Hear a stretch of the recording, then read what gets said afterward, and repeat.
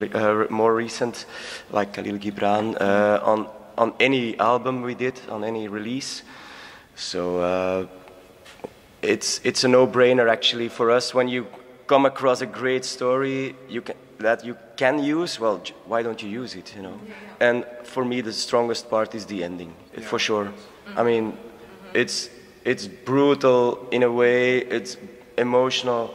I had shivers down my spine when we were first rehearsing that part. You know, it is so much emotion. Khalil Gibran is actually a Lebanese writer, but he moved to America, so he writes in a very poetic English that is not difficult, you know. So it's actually pretty easy to understand, even if you're not native speaking. Like we used to do Lord Byron or Edgar Allan Poe, but they are native speaking English writers. It's for us as well as Belgians a bit more difficult to follow. But this Gibran is and beautiful pictures he makes. Yeah.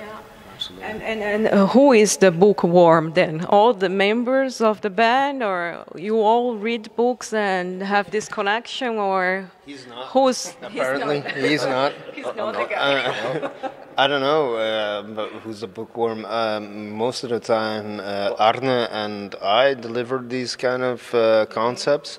Most of the time, it's Arne who writes the lyrics. But when it comes to like basing your lyrics on literature or poetry, I do suggest some authors as well. So it's a bit of a combination. It's not one person who dictates, yeah, well we're gonna do this or that. But most of the time, well, I leave the vocalist writing his lyrics. But you know, with these kinds of ideas, with Khalil Gibran, I popped up with, hey, this is a very interesting story. Let's look into that. And further on, he has to sing it. So. He has to structure, put this part there and whatever, arrange the lyrics, so I leave it up to him, whatever is fitting, so yeah. It's also a musical thing, because these lyrics exist before the music exists, obviously, because sometimes they exist for more than 100 years. So we as soon as we decided, yeah, we want to use this or that old text, music is always floating in our system, and then we pick ideas that would fit the lyric, and then we follow the mood of the story. If it needs something harsh, yeah, well, we'll make it harsh. If it needs something very emotional, slow, sad, well, we come up with something sad, and that's how. For me, it's very nice to be a part in the writing of the music as well, but because I can a little bit direct, guys, we need something like this, or we need something aggressive now, and like that. It's the way we used to work from the beginning. So it's cool. It's natural. I mean, because some bands, or most of the bands, they use more their own experiences, or maybe movies, or some bands only they use books as sources, and this is, in my opinion, this is amazing. I love reading as well, so it's more even more interesting, I believe, for the fans. Yeah. Good. Now, how was the recording of the anniversary EP in Germany? So is there any difference on the way of recording albums in Germany compared to the others you have experienced before? Well, we had some good experiences and some lesser experiences. We did an EP called Lost, and that was the first time we went to this studio to record, to try out a new studio, because the previous one, well, we weren't really satisfied about that album. So we wanted something different, someone who had more affinity with the music, and well, because it was an EP where we were like, we're going to do something else. We're going to Germany. It's just 2 songs, and we'll see what it gives.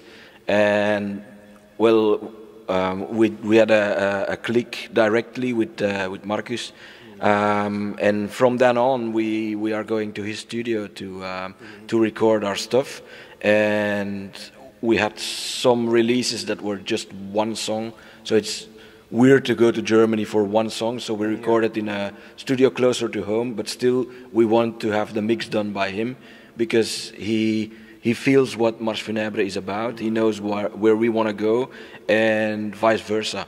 He can give us ideas without saying, I would do it like that, but he just gives sometimes a suggestion we didn't think of.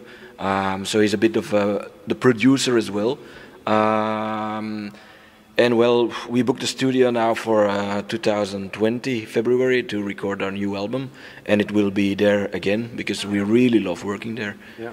It's a very quiet place in the middle of nowhere, so you can focus on the music. There's nothing around, so you can't even go to a pub because there's no pub. It's really in the middle of nowhere. So everyone is very focused on what we do, and well, it creates a nice atmosphere. In the end, in the evening, we can drink beer. Beer and whiskey. And whiskey, yes.